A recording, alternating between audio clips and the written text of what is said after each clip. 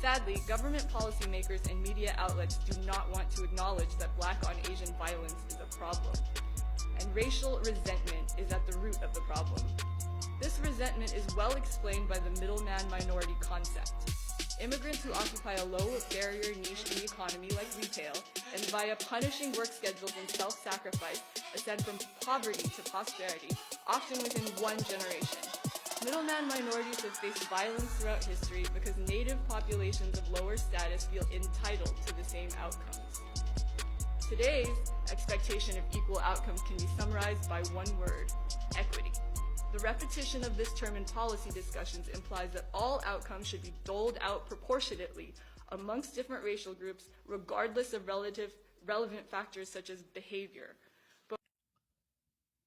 Peace, family. So the video clips that we just watched was from a hearing that took place on March 23rd, 2023 at the Division of Civil Rights, and it was an anti-Asian hate crime hearing. Now, it was a couple of things that we wanted to review on this and something that I thought that y'all should take notice of. One is that the speaker falsely characterizes conflicts between Blacks and Asians as hate crimes.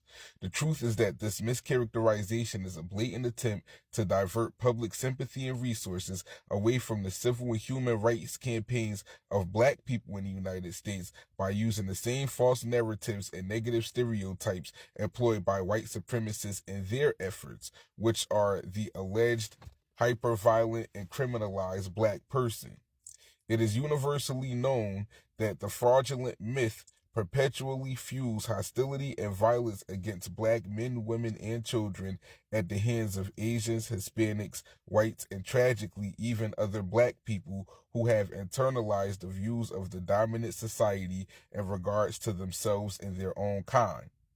The speaker also falsely characterizes conflicts between Blacks and Asians, or falsely attributes.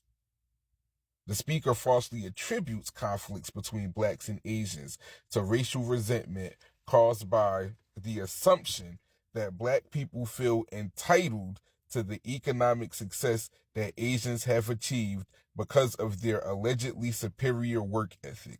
This position is problematic because it too is founded on a false narrative and stereotypes propagated by white supremacists. In this scenario, it is the Black people are lazy and entitled myth. This attitude implies that Black people are not willing to work hard. This narrative is also discounts the blatant and intentional systemic deprivation of resources and opportunities that has been inflicted on Black Americans exclusively for several generations. Note that the speaker's Note the speaker's emphatic attack on calls for equity. Equity is defined as being fair and impartial. This speaker asserts that calls for equity imply that all outcomes should be doled out proportionately, irregardless of behavior. This position demonstrates the attitude that Black Americans selfishly require life outcomes that we are not qualified or willing to work towards. So we see what's going on here in the Asian community, or the front that the Asian community is presenting to the United States government is that they are suffering unjust violence at the hands of Black people in the United States, and that we are the biggest perpetrators of violence against them. Note that several Asian businesses are in any predominantly Black community in the United States. You're going to have Chinese restaurants, you're going to have your hair stores, you're going to have your nail shops, and all the other myriad of businesses that make Asian people in the United States flourish. It's not some tireless work ethic or punishing work schedules that promotes y'all success.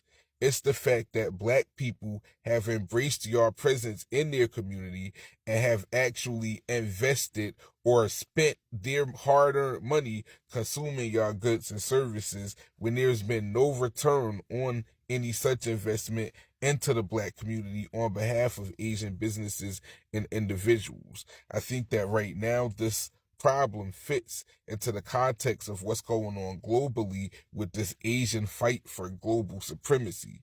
There's an Asian fight for global supremacy right now on a macrocosm, on a larger scale, and on a smaller scale that's taking place right here in the black communities within the United States of America, where Asians have become the dominant economic factor in the community as far as taking money from the community, not putting anything into the community, but now they're seeking to gain political power as well by utilizing civil rights laws that black people actually fought for and had established in this country based on our struggle.